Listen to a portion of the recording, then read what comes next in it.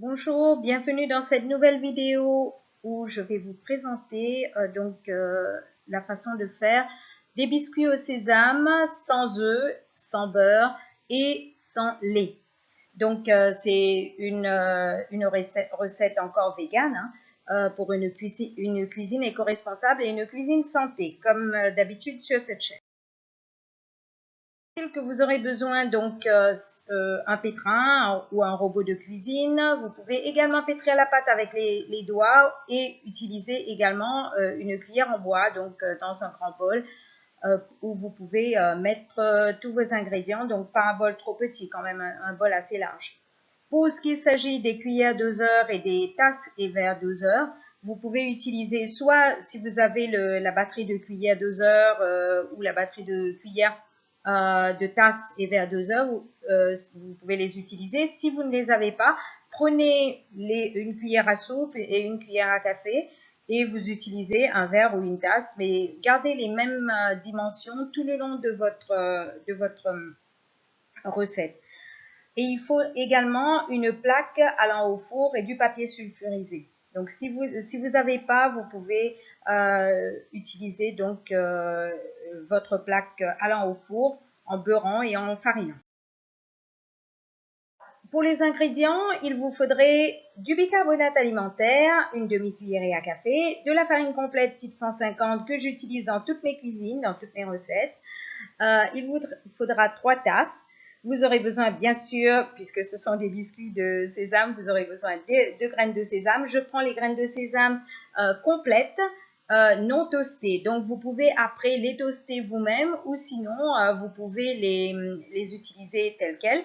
Quand vous prenez complet, c'est comme si c'est toasté, comme vous pouvez voir dans l'image. Donc, il faut une tasse et demie. Vous aurez besoin d'une tasse et demie également de lait d'avoine, du sucre roux non traité, une tasse et un quart de tasse. Vous pouvez mettre plus si jamais vous souhaitez que ce soit plus sucré ou moins si vous voulez un biscuit légèrement moins sucré.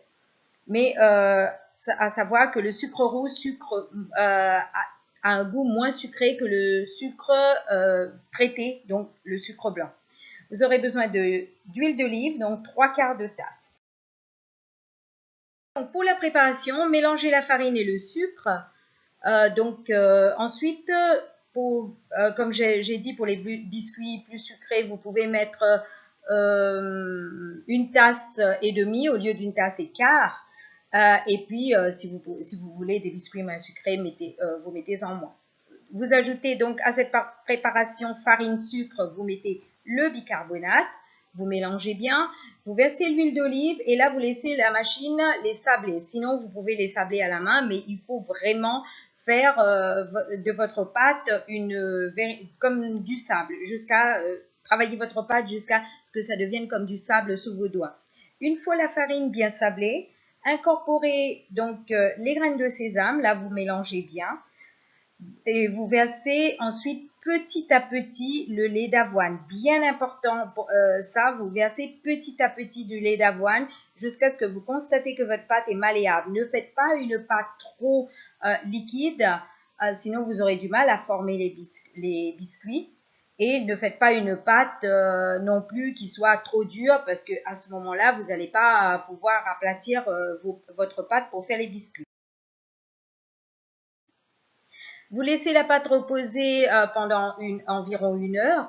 Mais si vous avez besoin de cuire vos biscuits rapidement, vous pouvez les cuire immédiatement, les préparer, les cuire immédiatement. Donc, mettez un peu de farine pour préparer la pâte pour mettre au four. Vous mettez un peu de farine dans le creux de votre main. Ceci a pour but d'éviter que la farine colle à la main à chaque fois et de devoir enlever, laver la main et recommencer.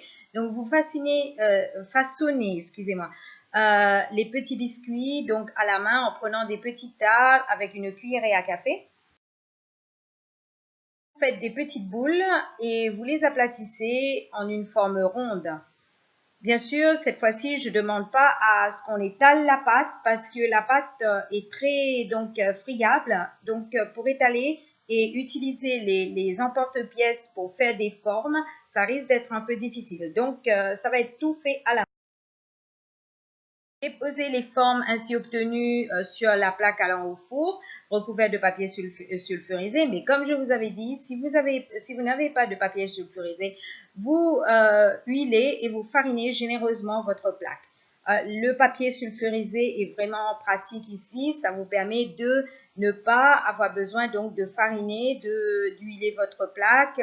Et donc, voilà.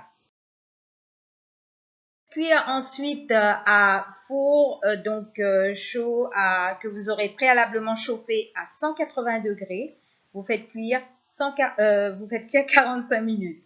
Donc 180 degrés préalablement chauffé. Donc vous enfournez à four chaud. Ensuite, vous pouvez mettre plusieurs plaques au four en même temps si vous avez un grand four. Autrement, vous mettez donc plaque par plaque, vous faites au fur et à mesure. À la fin de la cuisson, laissez refroidir complètement parce que c'est vraiment tentant pour les petits gourmands de sauter sur les biscuits et de les manger rapidement. Mais laissez-les refroidir et vous allez voir que ça aura vraiment dégagé tout l'arôme, surtout des graines de sésame. Bien sûr, vous allez faire 25 à 30 biscuits, sauf si vous avez beaucoup de personnes qui vont manger les biscuits rapidement. Mais s'il vous en reste, vous pouvez les mettre dans une boîte hermétique et les conserver plusieurs jours. Ce biscuit peut être consommé avec du café, du thé ou du lait. Voilà, je vous souhaite une bonne dégustation. N'oubliez pas de me mettre un petit pouce si vous avez aimé donc les biscuits. Et vous me dites ce que vous en pensez. Je vous dis donc à bientôt. Et si vous voulez d'autres vidéos, n'oubliez pas de vous abonner à la chaîne pour que vous puissiez avoir d'autres vidéos.